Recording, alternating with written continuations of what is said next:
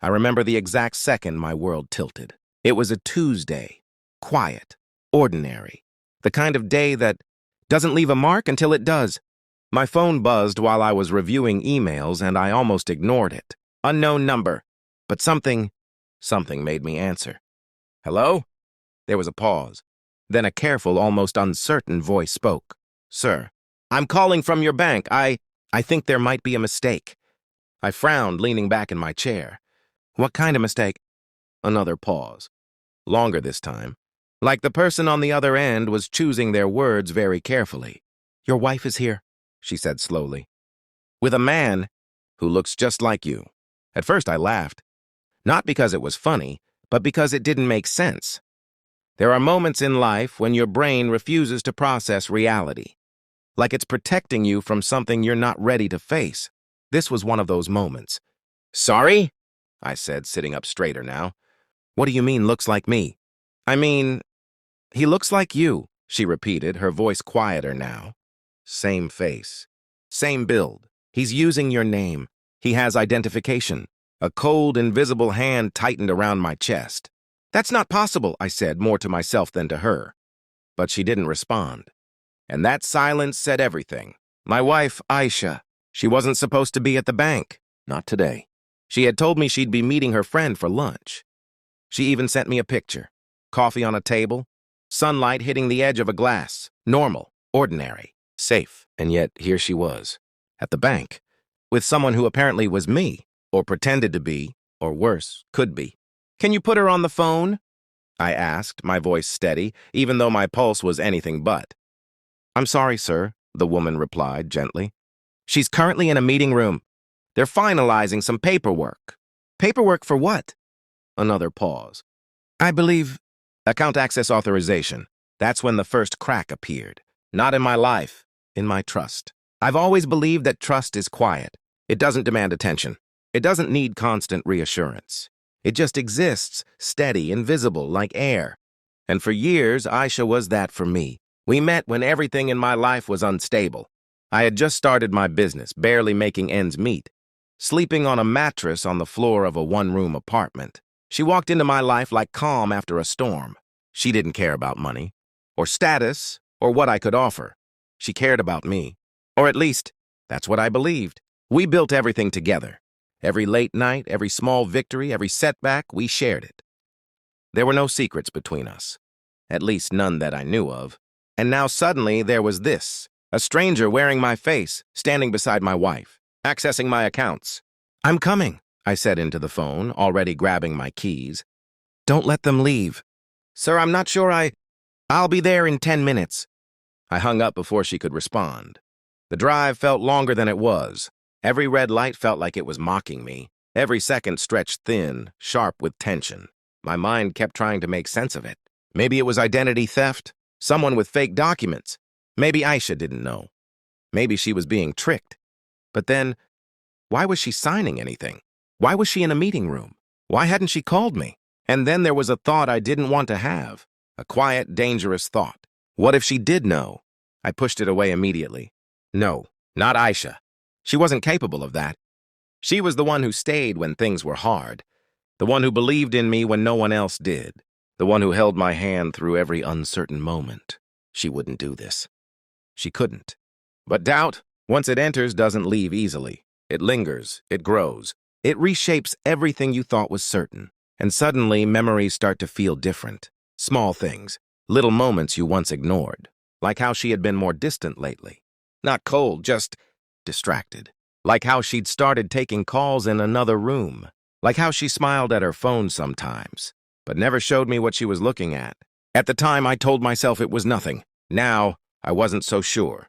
I parked outside the bank, my hands gripping the steering wheel tighter than I realized. For a moment, I just sat there, breathing, trying to steady myself. Because I knew, once I walked inside, there was no going back. Whatever truth waited for me in there, it would change everything. The door slid open and the cool air inside hit me like a warning. The same woman who had called me approached quickly, her expression tense.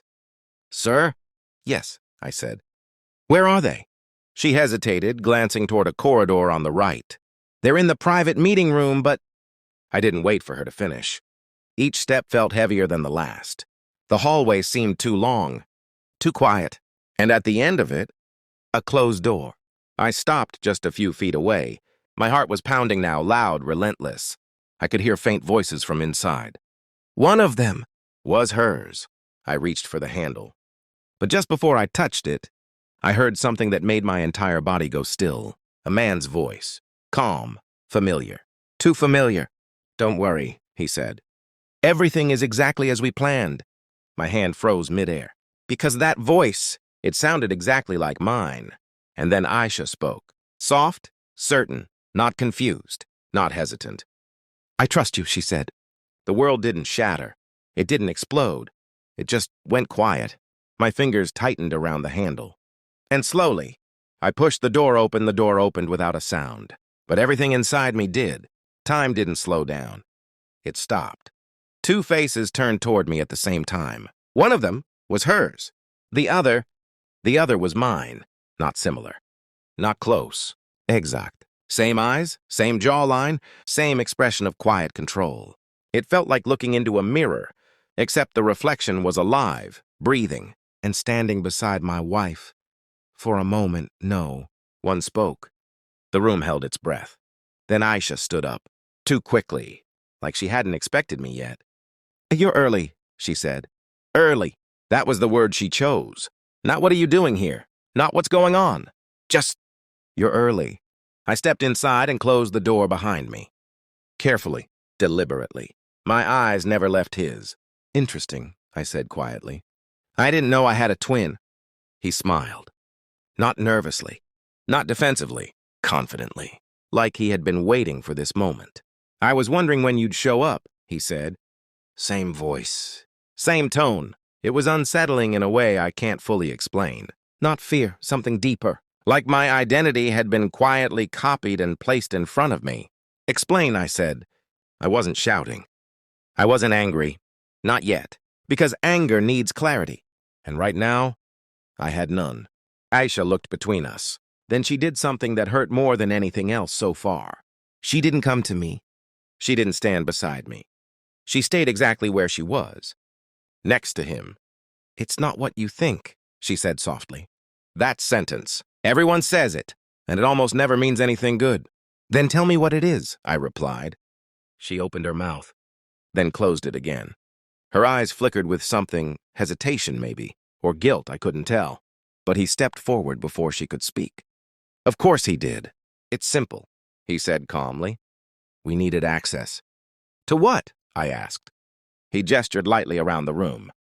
To everything tied to you. The words didn't hit all at once. They settled slowly, like dust after something breaks. I looked at Aisha. This is about money? I asked. She shook her head quickly. No, it's not like that. Then what is it like? Silence again. And that silence was louder than anything she could have said. He stepped closer. Not aggressively, just enough to make his presence undeniable. You've built a life that's very structured, he said. Predictable, secure. I didn't respond, because I was starting to understand something. Not everything, but enough to feel the ground shifting. And sometimes, he continued, people inside that structure feel trapped. I turned to Aisha slowly. Trapped? I repeated. Her eyes met mine this time. And for the first time since I walked in, I saw something real. I didn't know how to tell you, she said. Her voice trembled slightly now. Not from fear. From weight. Tell me what? I asked. That I felt like I was disappearing, she whispered. The room changed. Not physically, but emotionally. The tension wasn't sharp anymore. It was heavy. Complicated. I gave you everything, I said quietly. I know, she replied immediately. That's the problem. That didn't make sense. Or maybe it did, in a way I didn't want it to. You built a perfect life, she continued. Every detail planned. Every risk managed. Every outcome controlled. Her eyes dropped for a second. And somewhere in that, I stopped feeling like I had a place in it. I stared at her, trying to reconcile the woman in front of me with the one I thought I knew. So you brought in this? I gestured toward him. This solution? She didn't answer. But he did. Again. She didn't bring me in, he said. We found each other. I let out a quiet breath. Of course you did. Identity isn't as fixed as people think, he added. With the right access, the right documentation, the right timing, he smiled again, you can become anyone. And you chose me, I said. He tilted his head slightly. No, he corrected. I chose opportunity. That was the moment something inside me shifted. Not anger, not rage, something colder, clearer. I looked at the documents on the table. My name, my accounts, my life, neatly organized into signatures and forms. How far does this go? I asked. Neither of them answered immediately, which told me everything I needed to know. Joint access, he said finally. Authorization layers, contingencies. He paused. Nothing irreversible. Nothing irreversible. That phrase echoed in my head. I turned to Aisha again. And you're okay with this? She hesitated, just for a second, but it was enough. I thought it would give me space, she said. Control. Something that was mine. And this, I said slowly, felt like the right way to get it. Her silence was the answer. I nodded once. Not in agreement, in understanding, not of what they did, but of what this really was. It wasn't about money, or identity, or even betrayal in the way people usually think. It was distance, growing quietly, unnoticed, until it wasn't. I stepped back from the table. From both of them. Finish whatever you started, I said calmly. Aisha's head snapped up. What? You heard me, I replied. My voice was steady now. Controlled. This clearly means something to you, I continued. I won't stop you. Confusion flickered across her face. Why aren't you reacting? I finished. I gave a small, almost tired smile. Because I finally understand something. I looked at him one last time. At the face that looked like mine, but wasn't. You can copy a signature, I said quietly. You can copy a face. I paused. But you can't copy history. His expression didn't change. But something behind his eyes did, just for a second. Then I turned to Aisha.